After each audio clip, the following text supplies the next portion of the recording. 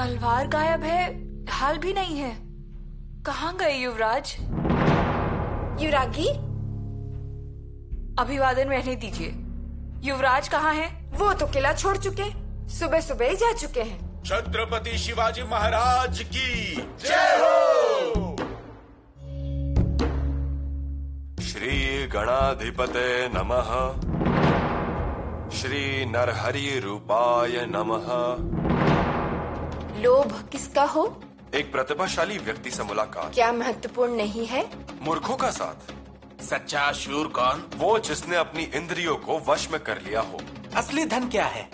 ज्ञान। सच्चा राजा कौन है? जिसके आदेश का पालन सब करते हैं और जिसकी वजह से स्त्री की आंखों में डर नहीं रहता, वही सच्चा राजा। वाह शंभू राजा वाह, आपके इन मधुर शब्दों से आपने आज शौर्य को सराहाया है, धीरज को सजाया है, विवेक के किले खड़े कर दिए हैं। कैसा होना चाहिए, कैसा नहीं होना चाहिए, ये आपने सभी को एकदम आसानी से समझा दिया। वो क्या है? ईमानदार और निष्ठावान क्या हम नहीं हैं? जी हाँ, है ना। तो फिर मुझे बताइए राहु जी, ईमानदारी से कोठियां बनाई गई हैं क्या? या निष्ठा आपकी रोटी पे घी डालती है, अय्याशी देती है, आराम देती है? नहीं, उसके लिए देना पड़ता है दाम, खनखनाती हुई मोहरें। मोहरें पास में होना तो लोग इज्जत देते हैं। ये बात तो सच है। एक और सच बात बताऊं? ये लालच है, ये मोह है। मोह कहाँ नहीं है, मोह हर तरफ है। अजी खुद मोहरों में मोह है, तो फिर बाकी की चीजें तो छोड़ दीजिए। वो तो है, लेकिन बात अगर आंखों के सामने आ गई। कैसे आएंगी? जी उतना हमें भी होशियार रहना पड़ेगा। अब उतनी भी होशियारी ना हो पाई तो फिर गुनाह हो जाएगा। वो क्या है ना, सिर्फ चूना खाएंगे तो लोग हंसेंगे, ऊपर से मुंह में छाले भी पड़ जाएंगे।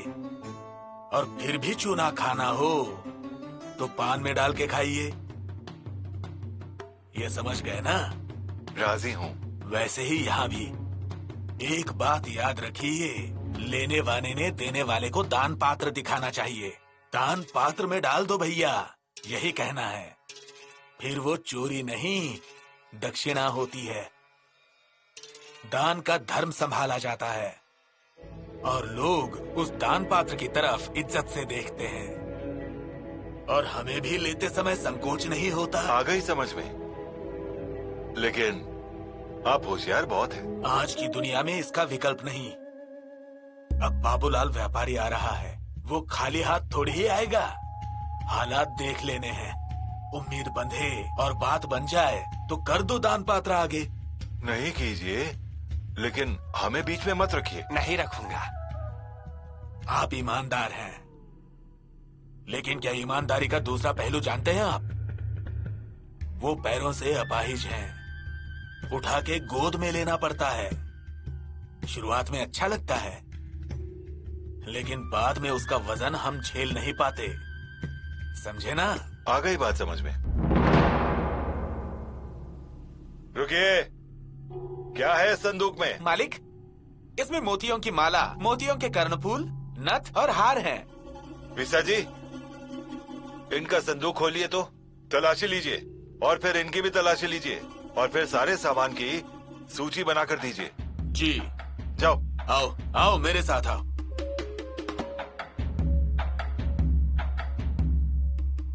रुकिए, नाम बताइए। बाबूलाल। बाबूलाल? जी। ये बाबूलाल कहाँ फंस गया? अब तक तो उन्हें आ जाना चाहिए था। और नहीं तो क्या, देरी होने का कोई कारण ही नहीं। चौकी पे तो नहीं रोका गया। किले पर किससे मिलने आए हो? मैं तंबू कनात के कपड़े का व्यापारी हूँ। कपड़े का नमूना दिखाने आया हूँ। हमें जांच करनी पड़ेगी तुम्हारी, ऐसे ही अंदर नहीं जाने दे सकते। लेकिन कपड़े में तो वैसा कुछ भी नहीं। फिर भी हमें तलाशी तो लेनी ही पड़ेगी, ऐसा ही कानून है इस किले का। आप किसकी तलाशी ले रहे हैं? मुझे सुरनीश जी ने बुलाया है। अरे बाबा, बड़ी खुशी से जाइए, लेकिन कानूनी तौर से। सुरनीश जी को पता चला तो उनका गुस्सा पता है ना। अरे भाई, तुम्हारी नौकरी के बीच में मैं कहाँ से आया? हाँ, और तलाशी की जाने में आपको दिक्कत क्यों हो रही है बताइए? मेरा अपमान है वो। इतना बड़ा व्यापारी हूँ मैं, मुझे घर पे बुलाया और मेरी तलाशी ले रहे हैं। अरे मालिक, यहाँ कोई भी बड़ा नहीं और कोई भी छोटा नहीं, सबके लिए कानून बराबर है। सुनिए, आप परेशान हो जाएंगे।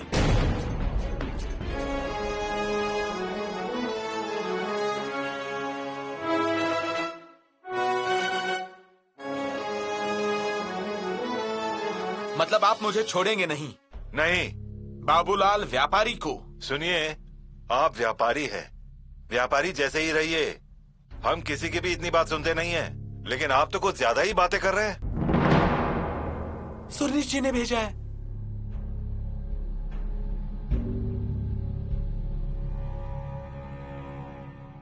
हे भगवान, वीसा जी, ये सुरनीश जी का निजी मेहमान है, बिना तलाशी लिए अंदर भेज दीजिए, ऐसा संदेश आया है। फिर क्या किया जाए? ये तो मुसीबत हो गई। अगर इसे रोक दिया तो काटने आ जाएगा, और छोड़ दिया तो भाग जाएगा। और नहीं तो क्या, अब जा सकता हूँ, है ना इजाजत? चलो, आइंदा याद रखिए, बाबूलाल व्यापारी।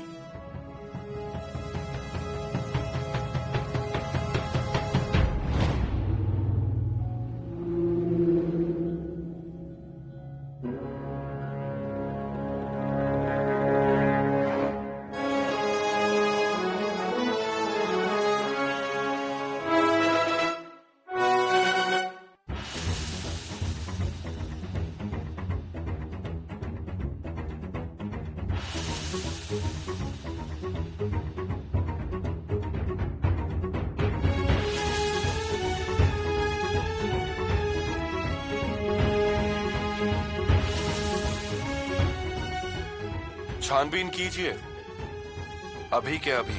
जी।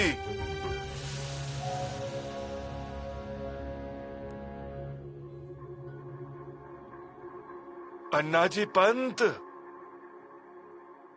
आइए, सुन ली बात? अरे कौन सी बात और कहाँ की बात? क्यों, क्या हुआ? इतना डर क्यों गए हैं? कारण सुनोगे ना तो तुम भी उतना ही डर जाओगे। हाँ। हम? हाँ। ये रायगढ़ तो पिघल नहीं रहा ना? फिर कोई बात नहीं। पंत, अरे रायगढ़ क्यों पिघलेगा? वो क्या हमारी तरह हड्डियों से बना हुआ है? पंत, कवाला घाटी के चौकीदार को सजा हो गई है। उस दिनकर यमाजी को? हाँ, काल कोठरी की सजा। वासुटे के लिए रवाना भी कर दिया उन्हें। किसने दी सजा? शंभू राजे ने। क्या? अरे क्या मतलब? रिश्वत लेते समय पकड़ा है उनको। तो इतनी जल्द कार्यवाही, तुरंत सजा? ये शंभू राजा बहुत जल्दी करते हैं भाई। वो क्या है, आरोप होते हैं लेकिन वो साबित भी होने चाहिए ना, और एक बार साबित हो गए उसके बाद सजा। अजय मैं तो कहूंगा सीधा फांसी पे लटका दो, लेकिन इतनी जल्दी निर्णय लेना अच्छी बात नहीं। पंत, वो दिनकर यामाजी ने कबूल किया है। धत तेरी, बेवकूफ, डरपोक। पर पंत, पुराना चौकीदार था ना वो? हाँ, लोग पुराने ही हैं, लेकिन युवराज अभी नए हैं ना। हाँ, पर सबको पसंद बहुत है। वैसा नहीं है, अजीब बोल नहीं पाते। न्यायदान के लिए हमारे पास निराजी पंथ हैं, काजी हैदर हैं, तो इन्हें हस्तक्षेप करना क्यों होता है? मुझे थोड़ी देर पहले आदेश दिया सरदार संताजी बोबड़े के परिवार को मदद करने का, हमने कर दी मदद। अब ये भार सरकारी तिजोरी पे पड़ेगा, अब ये घाटा कैसे भरेंगे?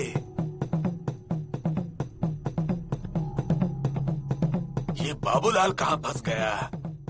ये लोग ऐसे चिंतित कर देते हैं। पोटली आप खोल रहे हैं या हम खुद ही खोल कर देख लें? युवराज सुन लीजिए। अब तक तो आपकी ही सुन रहे हैं ना चौकीदार, अब हमारी बात सुनिए।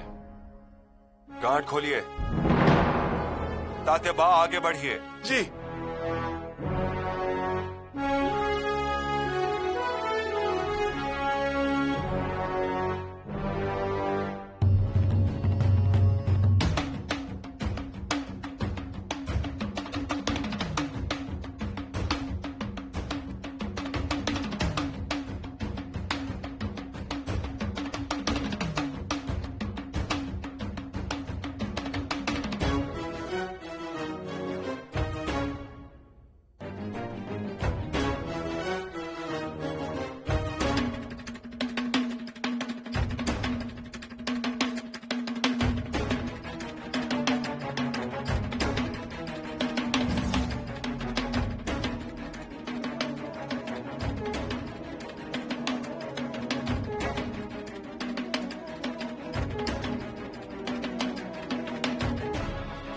इसलिए तलाशी करने से मना कर रहे थे।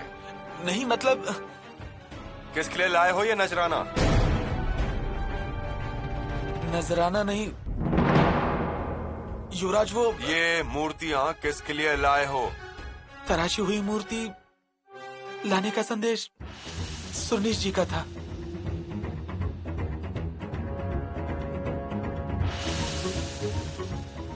सुरनीस ने? सच कह रहे हो आप? जी युवराज।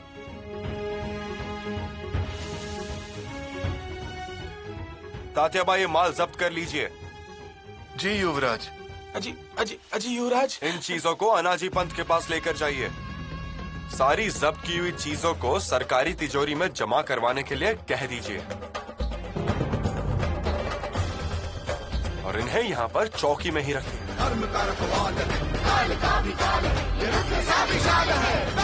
कीर्तिवान शौर्यवान राजसी छात्र बुद्धि वीर आ गया। प्रजा की रक्षा के लिए स्वराज्य का है पढ़ लिए सूर्य आ गया।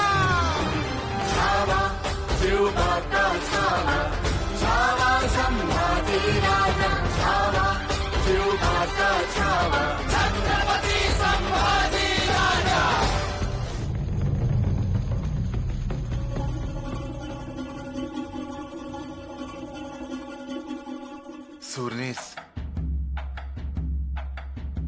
सुरनीस पंत, हाँ? स्वीकृति तैयार कीजिए। किसने जब्त की मूर्तियां? शंभू राजा ने। शंभू राजा? शंभू राजा आए थे या आपने उन्हें बुलाया था तात्याबा? अब भला मैं क्यों बुलाऊं उन्हें? वो खुद ही आए थे यहाँ। इत्तेफाक कह लीजिए। ये क्या तरीका हुआ? अरे स्वराज्य के सुरनीस हैं हम। हमसे मिलने आने वालों के साथ ऐसा बर्ताव? उनकी पूछताछ, उनके माल में हाथ डालना, तलाशी करना, ऊपर से जब्त भी करना, ये तो बहुत बड़ी दिक्कत शुरू हो गई अब। पर पंत, बाबूलाल ने भी तो बहुत आड़ी टेढ़ी बात करी, इसलिए उन पर संदेह किया। अब क्या छानबीन करेंगे क्या? वो तो आपको करनी ही पड़ेगी, और जांच पड़ताल तो सबकी होती है। मेरा संदेश तुम्हें मिला था ना? संदेश मिलके क्या फायदा हुआ? और काम में काम चोरी करना मतलब स्वराज्य से द्रोह करना होगा। अब तुम मुझे सिखाओ। उनकी रसीद बनाकर दे दीजिए और चीजों को सरकारी तिजोरी में जमा कीजिए। रसीद ऐसे जल्दबाजी में नहीं बनती है, उसके लिए ऊंचाई, वजन, कीमत करनी पड़ती है। उसके बाद ये जानकारी रसीद में लिखनी पड़ती है। और इसका मालिक कहाँ है? उसका नाम, गांव, उसके अंगूठे का निशान। कहाँ है वो बाबूलाल? उसे चौकी में ही बैठाया है। क्यों? गुनाहगार हो गया क्या वो? युवराज का आदेश था। ये जानबूझकर किया जा रहा है। ठीक है, तुम जाओ, मैं रसीद बनाकर सरकार में जमा करता हूं। जाओ तुम। जी। जाओ, चौकी पे खड़े रहो खंबे की तरह।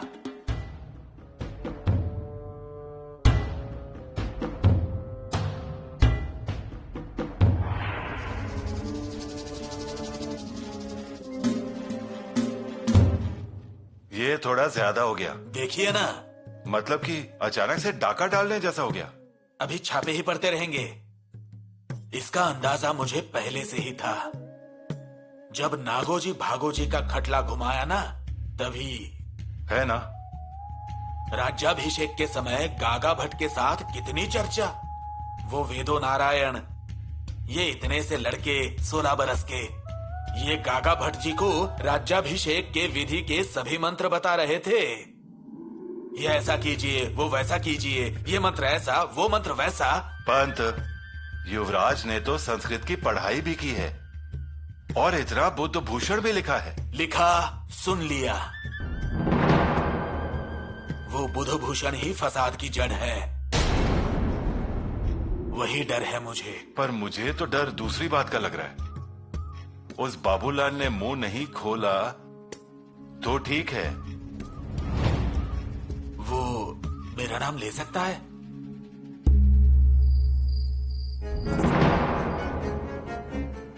मंत्रियों को जिम्मेदारी की जागरूकता ना हो और स्वार्थ ने जकड़ लिया हो तो वो मंत्री राज्य को भी डुबा सकता है।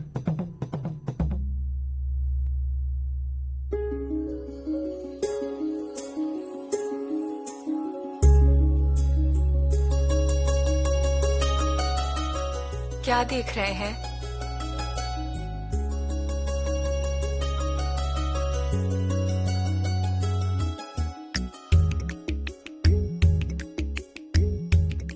हम देख रहे हैं शाफा, मोगरा और केवड़ा भी। युवराज, प्रतिभा पर लगाम लगाइए। हमारे घोड़े और प्रतिभा को लगाम नहीं है, वो बेलगाम है। इसीलिए तो हमें बुद्धभूषण जैसा महाकाव्य ज्ञात हुआ है और आपके जैसा सौंदर्य देखा तो नखशिखा लिखने का मन करता है। नखशिखा? नखशिखा। अभी यही देख लीजिए ना, आप कभी रात को हमारे घाव में मरहम पट्टी करती हैं, पर उसके पहले बात ना करने का गुस्सा निकाल देती हैं। कभी गुस्सा हो जाती हैं, कभी रूठ जाती हैं और फिर बाहर जाते वक्त हाथों पर दही शक्कर देती हैं। आपको सिर्फ देख ही लिया तो भी कितनी शर्मा जाती हो। कितने रूप हैं आपके। नखशिखा ऐसी ही होती है। हम नखशिखा नहीं हैं, यीशु हैं। ये तो आपका अलग ही रूप है।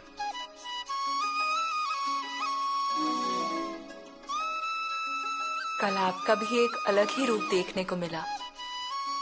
मतलब? चौकी पर एक व्यापारी से लक्ष्मी देवी की मूर्ति जब्त की है ना?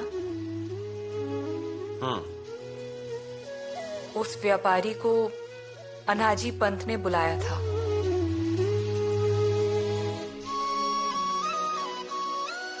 हाँ। लेकिन आगे कुछ कार्रवाई नहीं की।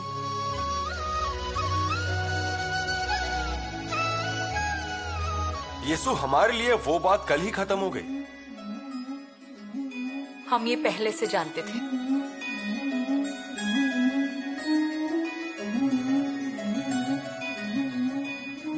राधिका के आनन को वर्णन कहाँ कीजे, राधिका के आनन को वर्णन कहाँ कीजे, देखी नैन जी जैसो चुड़ावे, सींची सुधा झरझर।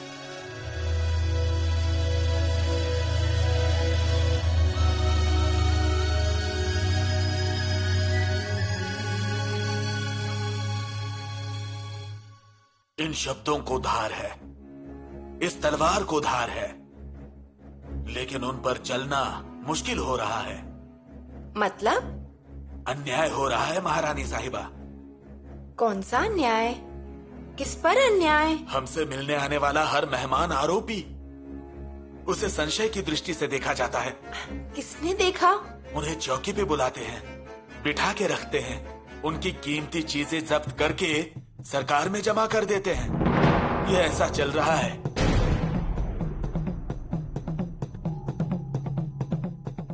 किसने किया आपका माल जब्त?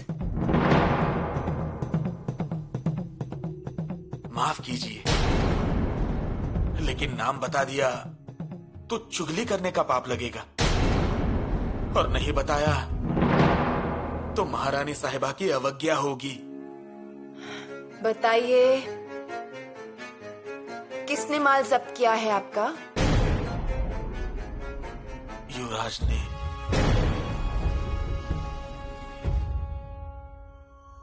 युवराज? नहीं, हमारा कहना सादा सा है। अगर शक है ना तो हमें बुलाइए, पूछिए हमसे।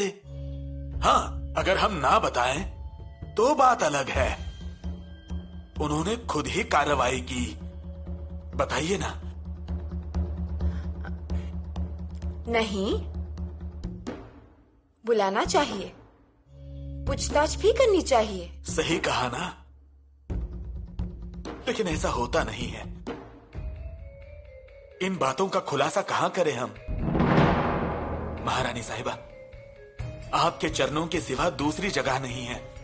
लेकिन युवराज ऐसे नहीं कर सकते। पूछिए राहु जी से। हाँ हाँ महारानी साहिबा, ये सब कुछ तो हुआ है। नहीं मतलब फिक्र तो बस इस बात की है, कल अगर महाराज के कानों तक ये सारी बात चली गई तो क्या होगा? महाराज बड़े अनुशासित हैं। उनके कान पे सीधी बात पहुंचे तो ठीक, आड़ी टेढ़ी बात पहुंच गई तो हम रोष के पात्र होंगे। इसलिए महारानी साहिबा, आप ये मामला यहीं पर खत्म कर दीजिए। ये बहुत बड़ी बात नहीं है। हम बुलाते हैं युवराज को अभी।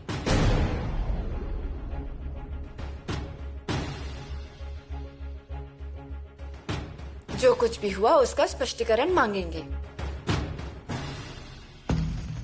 नमस्कार यशुरानी। क्या हुआ? युवराज के लिए बुलावा आया है। बड़ी महारानी ने अभी बुलाया है।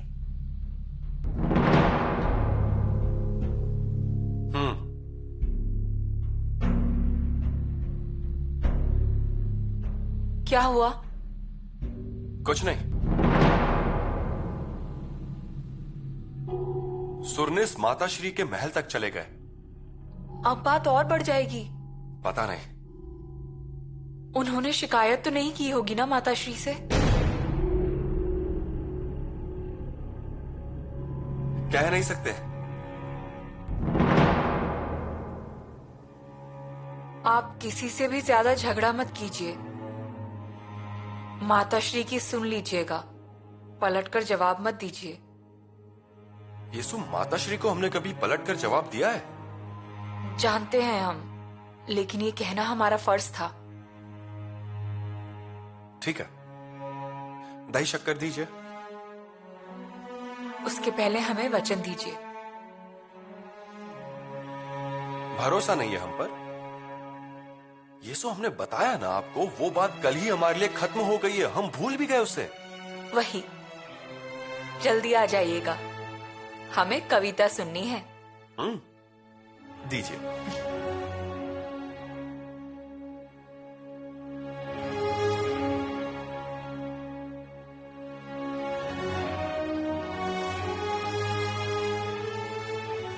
हम आते हैं।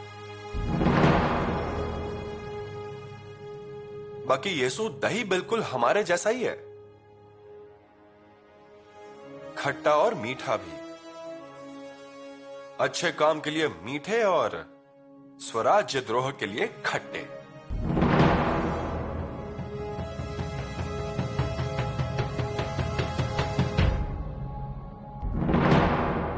मानता हूं, देवताओं की मूर्तियों का नजराना मेरे लिए ही आया था। वो बाबूलाल मेरे पास ही आया था, कीमती चीजें भी लाया था। लेकिन रानी साहिबा, आपको क्या लगता है, इस अन्ना जी ने वो नजराना रख लिया होता? मेरे बारे में ये सोच, अजी हम नमक हराम नहीं, नमक हलाल हैं। जगदीश्वर की शपथ लेकर कहता हूं, ये ऐसी हरकत मुझसे कभी नहीं होगी। भरोसा है हमें आप पर। भरोसा तो हमें भी है अनाजी पंत।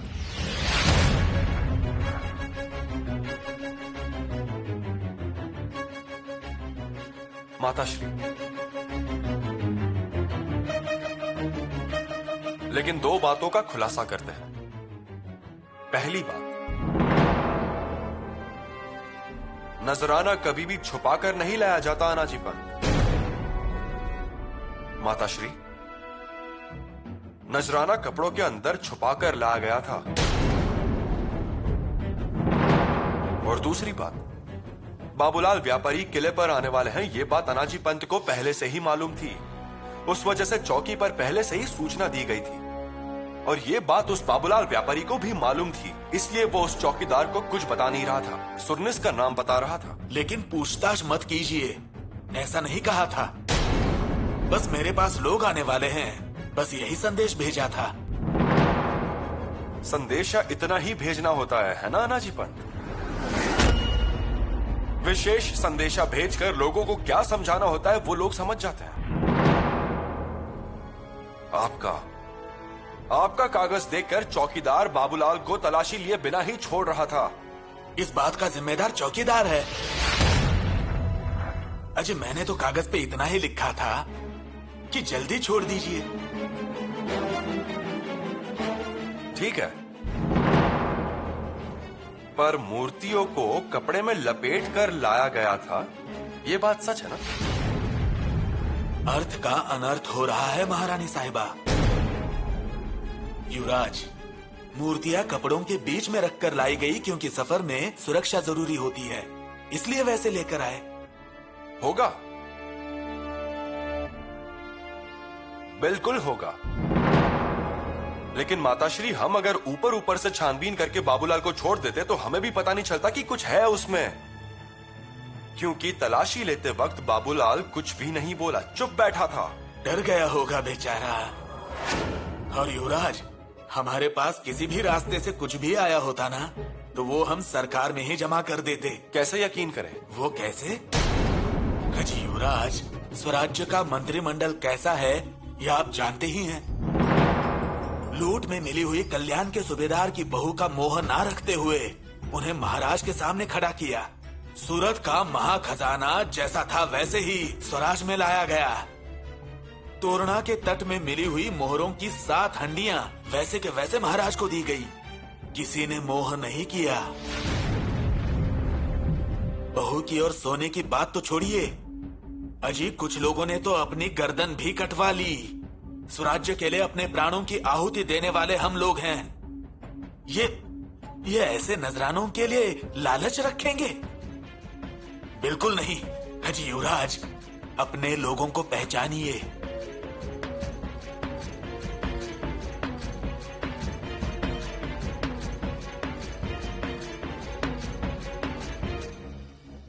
शंभू राजा, और उस बाबूलाल को छोड़ दीजिए। इज्जत उसकी नहीं, स्वराज्य के सुरनीस की जा रही है। ऐसे में किले पे कोई आएगा क्या? फिर कामकाज कैसे करेंगे हम? युवराज, ये हमारे ही लोग हैं। इनके साथ अदब से पेश आइए। ये तो मेरी हाथ जोड़कर विनती है। बहुत मेहनत की है। पूरा सह्याद्री पर्वत कड़कती धूप में, बरसती बरसात में पार किया है। ठोकर किसने नहीं खाई है? सबने ठोकरें खाई हैं। सब पर मुसीबतें आई हैं। हम तो 9 साल की उम्र में ही मुगल छावनी में गए थे। उसके बाद आगरा गए, फिर मथुरा से वापस आने की लड़ाई।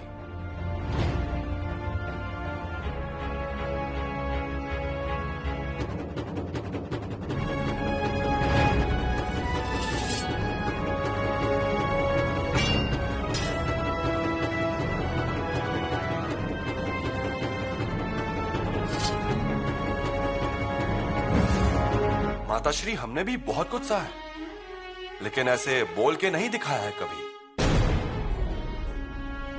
युवराज, इस बात को अब यहीं पर खत्म कर दीजिए। एक तो महाराज किले पर नहीं है, उनके पीछे बड़े बुजुर्गों का अपमान नहीं होना चाहिए। और अपमान क्या राव जी? हाँ, नहीं मतलब मैं बोलने वाला नहीं था, लेकिन अब बोल देता हूं। ये बाबूलाल कपड़ों का व्यापारी है। तंबू के कपड़ों का व्यापारी है वो। उससे लिया हुआ कपड़ा फट जाएगा, लेकिन हमारे तो दिल ही फट गए। तो फिर उसे कैसे और कौन से धागे से सिएंगे? इसलिए उस बाबूलाल का कपड़ा ही नहीं चाहिए हमें। हमारा संदेशा उन तक पहुंचा दीजिए। कह दीजिए कि इस साल तंबू कनात का कपड़ा हम खुद ही बनाने वाले हैं।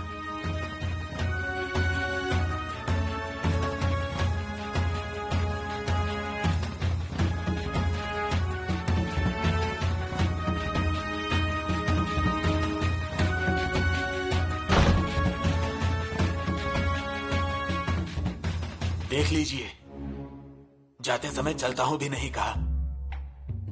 हमारी छोड़िए, कम से कम महारानी साहिबा की तो इजाजत लेते।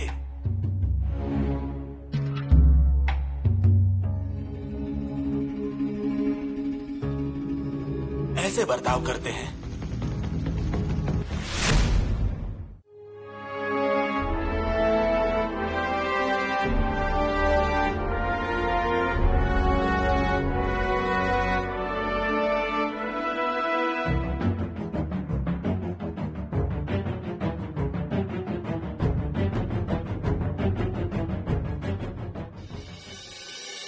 माताश्री, बहुरानी, क्या हुआ है? बताइए हमें। माताश्री, आप चलिए ना, रोक लीजिए ना युवराज को। वो कहीं जाने के लिए तैयार हो रहे हैं। तो फिर जाने दीजिए, वो तो हमेशा ही जाते हैं। नहीं, आज बिना कुछ बताए जा रहे हैं। गुस्से में जा रहे हैं माताश्री। किस बात पर गुस्सा हुए हैं? क्या हुआ है? बड़ी माताश्री के कक्ष में गए थे। अनाजी पंत ने शिकायत की थी, इसलिए उन्हें बुलाया गया था। वो जो नजराना पकड़ा था, उसी की शिकायत ना? हाँ। फिर तो बड़ी महारानी ने प्रशंसा ही की होगी इस प्रदर्शन की। नहीं, हमें नहीं लगता ऐसा हुआ है। जरूर कुछ न कुछ झगड़ा हुआ है। इनका चेहरा गुस्से से लाल हो गया था। उन्हें बुरा लगा है, इसलिए वे जा रहे हैं। माताश्री, आप रोक लीजिए ना उन्हें।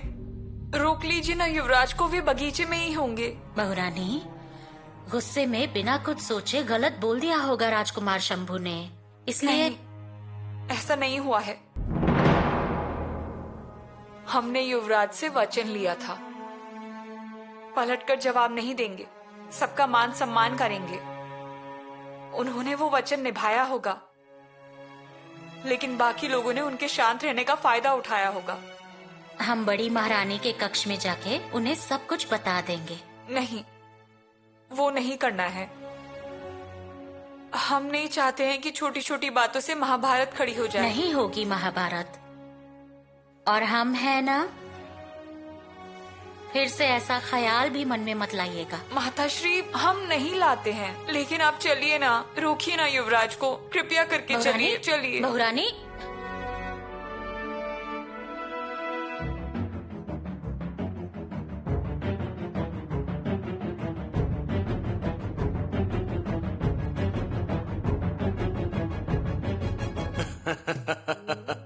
मैंने कहा हम पर ही पलट जाएगा और सब बिखर जाएगा, दांव डूब जाएगा। हाँ ना, मैं भी बहुत ज्यादा डर गया था। अजय, आप तो डर गए थे, ये हाँ। ठीक है, लेकिन मेरी तो चोटी पकड़ ली थी, ऐसा हो गया था ना। हाँ, होगा ही। नहीं मतलब अफसर ही कितना भयानक था। हाँ, लेकिन हमने भी पूरी तैयारी की थी। तुरंत जगदीश्वर के मंदिर पहुंच गए, पहले उनकी कसम खा ली। ये अच्छा सोचा था आपने। फिर भी वो ठहरे युवराज, मल्लखांब मल्ल विद्या में निपुण। घुस गए अंदर। हम भी सावधान थे, तुरंत कल्याण के सूबेदार की बहू को सामने खड़ा कर दिया। जी हाँ, उसी ने आपको बचाया है। कौन लाई, कब लाई, लेकिन उनका प्रमाण पत्र दिया और फिर आप छूट गए। यही तो मजे की बात है। दूसरों के अच्छे कार्य में हम कैसे उनके साथ खड़े थे, ये बताना आना चाहिए। सागर सेतु निर्माण में अपने भी 5-10 पत्थर थे।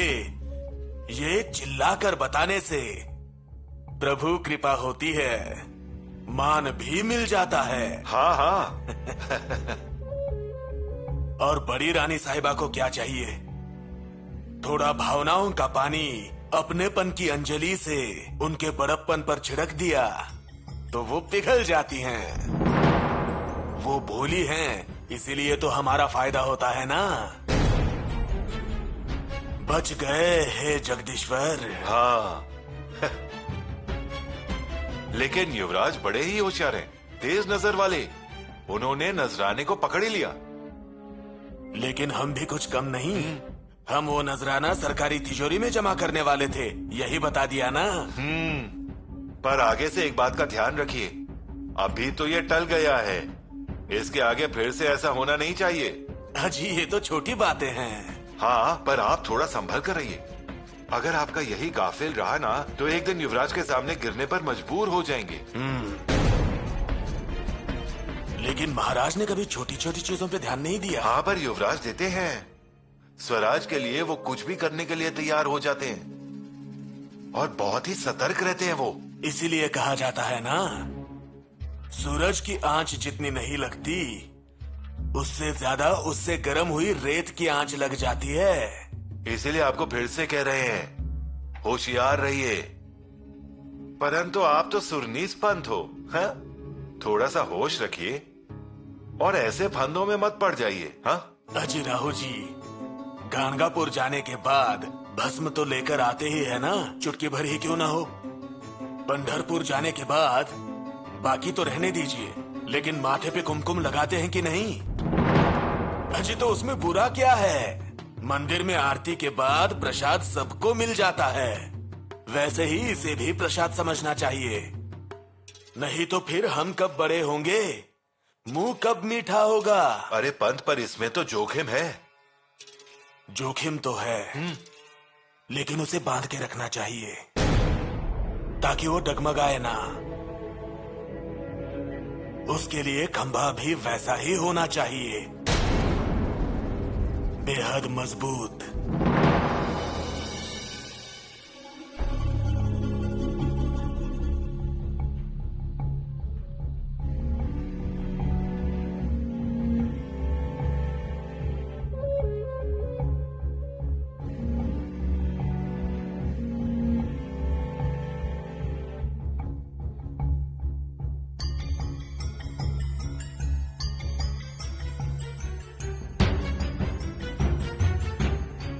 गोदावरी,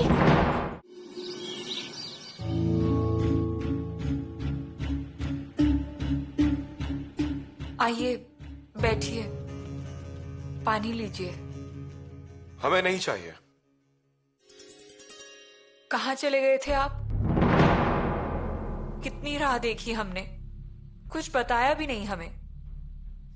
हमारा मन एक जगह पर नहीं था। तो क्या बिना कुछ बताए चले जाना ठीक है? हम प्रतापगढ़ गए थे।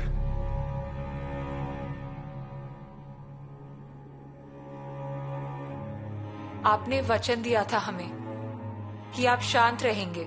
इसीलिए तो किले पर नहीं रुके ना हम। सोयरा माताश्री ने भी हमें चुप करवा दिया और चोर सही सलामत छूट गए।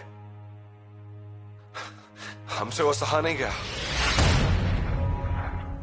लेकिन आप युवराज हैं, गुस्से में रहना ठीक नहीं है और यहाँ से चले जाना तो बिल्कुल ठीक नहीं है। किले पर दूसरे राज्य से वकील आते हैं, पत्र खलीते आते हैं, उन्हें जवाब देना होता है। फिर दे देना चाहिए ना। आप दे सकती हो, युवरागी हो आप। हमसे ये गुस्ताखी नहीं हो सकती। और सुनिए ना, आपने वचन दिया था हमें, भूल गए क्या? और इसके आगे हम आपको कोई वचन देंगे ही नहीं। आप हमें वचन में बांध देती हो। वचन हमारा हक है, अधिकार है युवराज। और हमने उससे लेने से इनकार कर दिया तो? अवश्य, लेकिन ये बात अब रानी माँ की समाधि पर कहिए।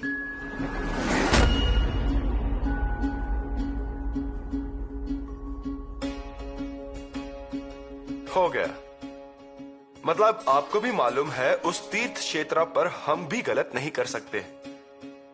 आपका वचन लेने का अधिकार भी हम ठुकरा नहीं सकते। इसका मतलब हुआ हमारा वचन लेने का अधिकार निरंतर है।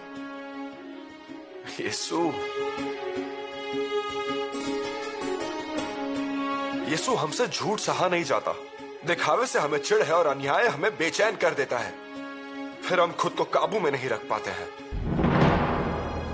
परंतु आप शांत बैठकर सब कुछ देख लेती हो, हमें समझा देती हो।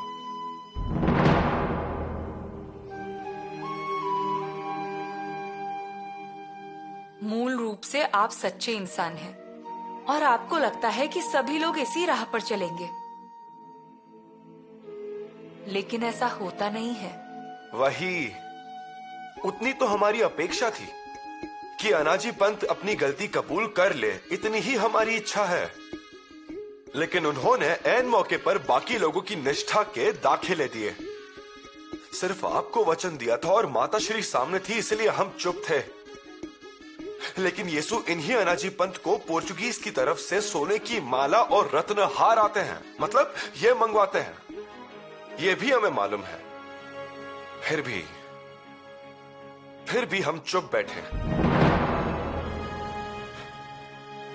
लेकिन यीशु, ये आखिरी बार हम चुप बैठे हैं, और ये हम रानी मां को याद करके कह रहे हैं। हे भगवान, हम तो भूल ही गए थे। आज आपको छोटी माता श्री के साथ पाचार जाना है, रानी माँ की समाधि पर दर्शन के लिए। सुबह ही उनका संदेशा आया। जैसी आपकी आज्ञा युवरागी।